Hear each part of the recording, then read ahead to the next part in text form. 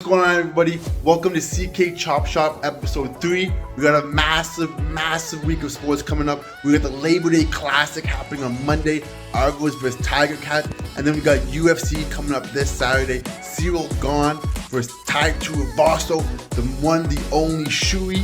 We're gonna preview that fight and much more. Stay tuned. Here we go.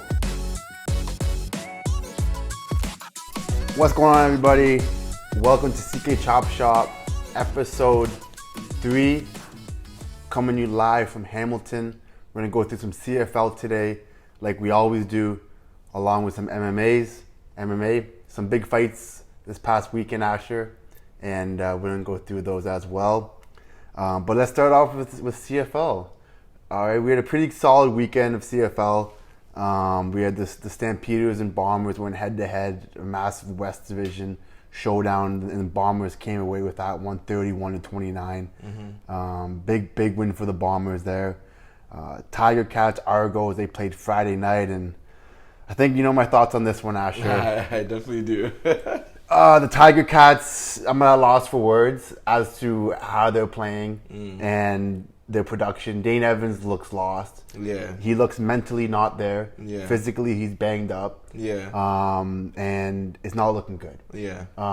But there's some hope. We got Labor Day coming up this Monday in Hamilton. And we're thinking about maybe taking the streets, doing some interviews, possibly collaborating with one of my good friends, House of CFL, House right? CFL. Yeah. Get some content out there by the stadium and bring that to the viewers. That should be exciting. But the Ticats, man, I don't know what to say anymore, Asher. It's frustrating. Yeah. But the Argos were a better team. Yeah. Dane Evans, he had I think 4 turnovers alone. Yeah. 3 picks, a fumble. Yeah. Shout out Sam Ashapong, a guy I used to live with up in school. He stripped the ball from Dane Evans. Great play. Yeah. But yeah, we'll see what happens Monday. It's a fresh start, and we'll see what happens. Other than that, we had the Rough Riders and the Lions go head to head, and they were without Nathan Rourke. The BC Lions, they were without Nathan Rourke, and Saskatchewan won. They handled business out west, and the final showdown we had Red Blacks against Elk, with the Red Blacks winning that game. Okay, so good week of CFL.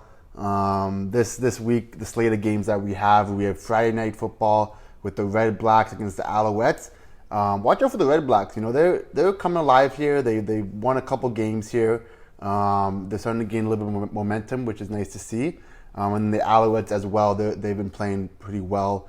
They're in second place in the Eastern Division at 4-6. Then Ticats are at 3-8 and Red Blacks at 2-8. So again, a must-win game for both sides.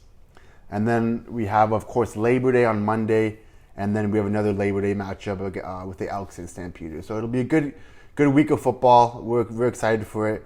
We're gonna get out there, get some content, and we'll see what happens. But besides that, I have not a whole lot to say with the CFL. I'm just pretty frustrated right now with the Tiger Cats. Some type of way. Some type of way about Yeah. bro. Like Dane Evans, man. Like he like. I don't. Did you watch the game? No. I missed this one. I did watch You the were last in Blue one. Mountain, right? Yeah. How was that? How was Blue Mountain? It was good. It was good? But I did watch the previous Ticats game because the kicker, I feel like his name is Sam something. Oh, Seth Small. Yeah, Small. Sorry. Yeah. Yeah. He missed it. That wasn't this weekend. It was the weekend before. That was the weekend before. Yeah, the weekend before, and then they ended up losing that game with like a field goal at the end of the game, right? Yeah. That Exactly. was a tough watch. So I did one. watch that game, but I did miss the one this past weekend. Yeah, but shout out to Seth Small. He hit. That's probably the one glimmer of light with the Tiger Cats is the kicker play. He hit a 56-yard field goal, tying Ticats all-time record. Yeah, that's massive. So he's been good. It's always great to have a reliable kicker, especially in the CFL. Special Right. teams such a massive component of the game. Yeah. So it'll be interesting to see how that progresses, but Labor Day will be an interesting matchup. It's really a must-win for the Tiger Cats. Yeah. If they don't win this game, they probably won't even make the playoffs. Yeah. At this point, they have no identity, and I think change has to come soon. Right. If that's with the coaching staff with maybe a possible player trade. You look out west, we have a guy, Bo Levi Mitchell, who has been a stud in the league for a while. He's now a backup. Hey, trade Bo Levi Mitchell for Dane Evans. Like, at this point, they got to do something. There needs to be change, right? I have a question for you. So, like, how is, like, what has changed since last season? Because we were in the finals, right? Yeah, we were in the Grey Cup. Yeah, Grey Cup. And then, like, this season, we're struggling to, like, make the playoffs. So, like, what's been, like, is it the other teams just gotten better? Or, like, the Tigers lost a few pieces? Like, what's going on? Like, why is the play so bad this year? Like, the main problem with the Tiger Cats is they can't finish. So they'll start off good the first half, going to the third quarter, they'll be playing well, and then they just break down in the fourth quarter. They throw picks, they turn the ball over, and they can't seem to finish. And I don't know what has to change, but something has to change. Right? Orlando Steinhauer, he's done a really good job in Hamilton, but in any organization, if you're failing at the rate that the Tiger Cats are, you have to change. Right? So we'll see what happens there. They brought in a guy who used to be the head coach for the Montreal Alouettes. His name's Kahari Jones. And he's now in the kind of the front office. He's like kind of like a consultant to the team, to the players. And I would love to see him step into a more prominent role. If that's calling plays on offense, or even possibly becoming the next head coach, because there needs to be change. We'll see what happens Monday. It'll be exciting. And we're gonna get out there. We're gonna get some content for you guys, and then we'll hopefully have a video up next week. So look forward to that. It's gonna be really exciting stuff. Yeah, we've talked about this earlier. Trying to go out there, get the content, because as much as we love doing the podcast, like, we also want to, like, spice it up, right? Give you some different looks. 100%. Go out there, talk to the people. You know, get the vibes, feel the energy at these events. And we're looking forward to it. Expect a few new things to come through next week. As you were saying. Yeah, no, 100%. And like, you've experienced, man, like, the vibes at the Tiger Cat games are unbelievable. Like, a summer night, Tim Hortons Field is beautiful, and I think a lot of people would love to experience it. And I think a lot of people don't know what it's like as well. Right? Nothing like a nice Saturday night watching football. Under the lights. So we'll bring some content there. But that's really all I have with regards to the CFL. But yeah, let's talk some UFC. Yeah. So with regard to UFC, there wasn't an event this past weekend. They took a break, which is rare, because usually, like, I feel like maybe they go like 4 or 5 weeks in a row with, like, events, but then, like, they take a break. Maybe the production team. I don't know why, but regardless, you know, from not this past weekend, but 2 weekends ago, we know Kamaru Usman got knocked out, which was a shock. The whole world was kind of like, what the fuck just happened? It was very unexpected. Massive. It was massive. The Luke Rockhold, Paulo Costa fight was amazing too. Bloody, gruesome, you know what I mean? Shout out Luke, man. Shout out to Luke. Holy, bro, that guy took a beating. The blood on the face too. That one was crazy. But last UFC event was great. But, like, looking forward, we have UFC Fight Night Paris. So the UFC finally is making their way to France. So France was actually had MMA illegal. It was illegal in France. In France, No way. So just a little bit of history for a lot of people that don't know this. MMA had to get legalized in a lot of places in the world in order for the UFC to grow, right? So Dana White, when he first came to the picture, he had MMA legal in Vegas and maybe a couple other states.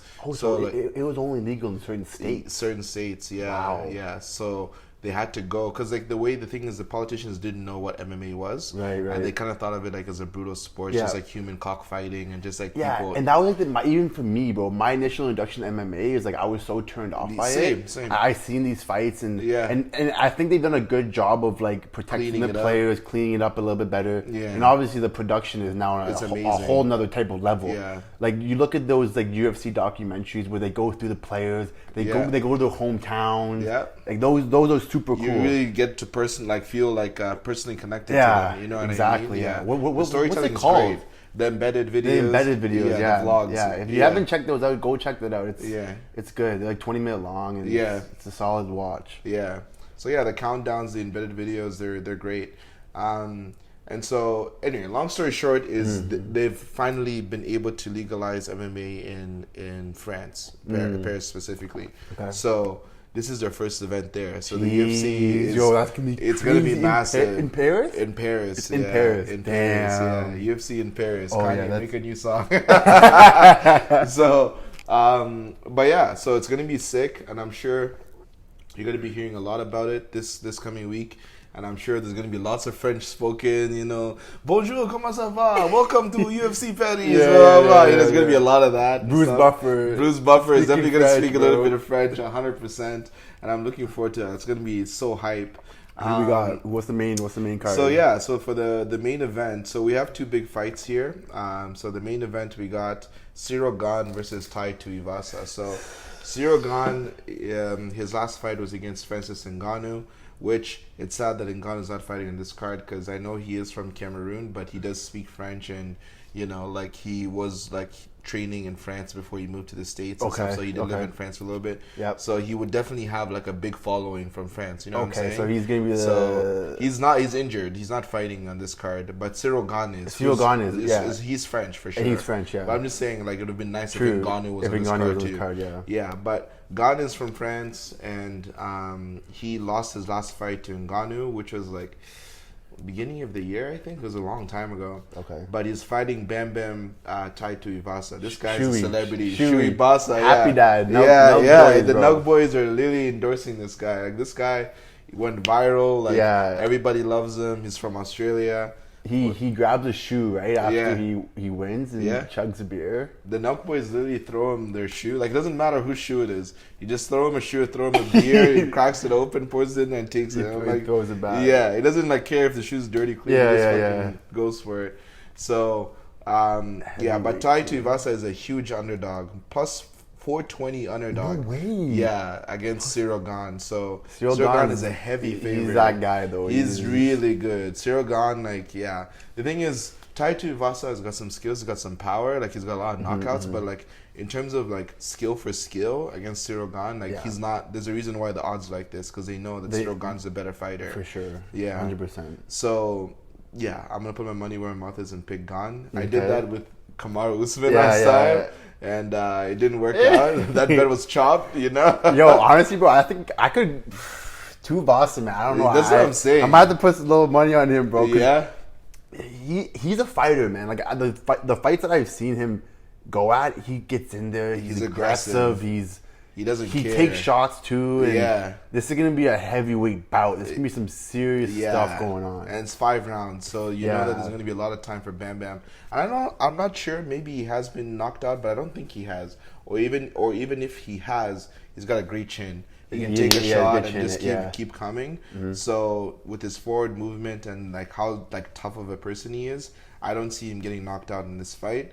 And all it just takes is Bam to connect and knock out Cyril Gane, and that would be insane if he does that in Paris, Exactly. Same thing that happened last week, bro. Yeah, exactly. No one thought like, Usman was going to go down, but he did. So, another big fight. So picks for that fight. I'm going to go with Cyril Gane, even though I'd love to see Bam Bam win. But yeah, who are you picking for that? Tuivasa, bro. Tuivasa? I'm going, bro. I'm gonna have my shoe ready too. Yeah, yeah. I'm gonna have to buy new shoes. I'm not with my old shoes. So yeah, he's got Tuivasa. I got Cyril Gane. So we'll see in next week's episode who came through with the pick. So next one we got Robert Whittaker versus Marvin Vettori. This one is a little bit more of a competitive fight. Robert Whittaker is that guy, also from Australia. Not sure why they have a lot of Australians in this card, but hey, it is what it is. Robert Whittaker, he's beat everybody at 185 except Israel Adesanya. You know what I mean? No way. Like, Israel Adesanya has beaten Robert Whittaker twice, but Robert Whittaker has beat everybody else in that weight class. Okay. So, like, he's just that good. It's just that, it's one of those where it's like, you're just like, in the same era as a guy that's just better than you. You know what I mean? Right. Like, we see it all the time in different sports. We see it in basketball. You know what I mean? It's sometimes just tough. Like, what are you going to do, right? Yeah.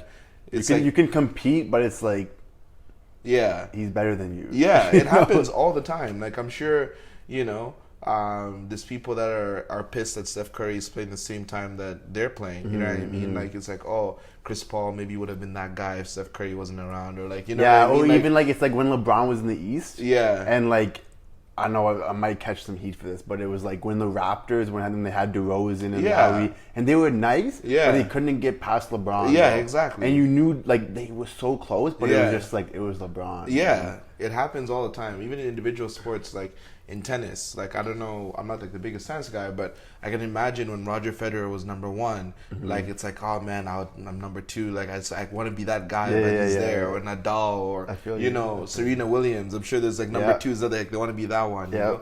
Tiger Woods or whatever. Like, there's plenty of golfers that are number two. They're like, fuck, man, like I just can't beat Tiger Woods. You know what I mean? Yeah. So same thing with Robert Whittaker. Adesanya is that guy. So Marvin Vettori, he's a pretty good fighter. It's really number one versus number two in the division, but Robert Whittaker should walk away with this one pretty easily. Yeah, I think it should be an easy win for him. I think not easy, but it should. It should be Robert Whittaker winning this fight. I'm not going to go into X's and O's of it, but I got Robert winning this one. How about you? Yeah, I think I'm gonna go with Whittaker. Man. Yeah, This Whittaker? one, yeah, like Yeah. the guy he's fighting, Martin. I've seen him fight before. He's a good fighter, but He's decent. yeah, He's nothing crazy. nothing- You know what I mean? Yeah, I think Whittaker is gonna come away with that one for sure. Marvin Vettori, he's a great lad from Italy. A little bit of a hothead, but like, Whittaker is minus 230, and Vettori is plus 195. So I'm gonna pick the favorite on that one, and we're both picking him. But with regards to the other fights on the card, Canadian. We got a Canadian fight, eh? Yeah, John McDessie. There we go. Yeah, we got a couple Canadians. Charles Jourdain, I believe, is from Quebec.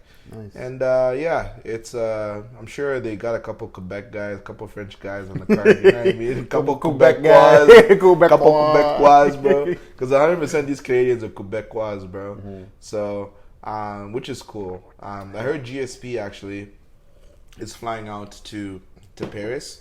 So he is obviously from Quebec, GSP. Okay, so GSP will be he's down gonna there. go endorse the UFC, shake a couple hands, couple couple politicians. You know what I mean?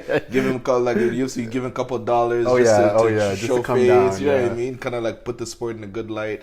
All that jazz. You know? I can't wait for when the UFC goes to Africa. Oh yeah, that one's my gonna god, be crazy. like that's gonna be crazy. Yeah, because they got I mean, Usman isn't champ anymore, but if Usman was champ, Ngannou was still champ, Adesanya is still champ, and like they had those three fighting on the UFC Africa card, which country would host it, would be absolutely crazy. Nuts. Yeah, but that's pretty much it with my thoughts for UFC. We're gonna do obviously another episode next week, and next week we have a huge fight. We got Nate Diaz versus Khamzat Chimaev, which, bro, I'll talk more about it at that time, but I'm super excited for that one. And Tony Ferguson's back on that card too, so we will have a lot to talk about there. But those are my thoughts for the UFC.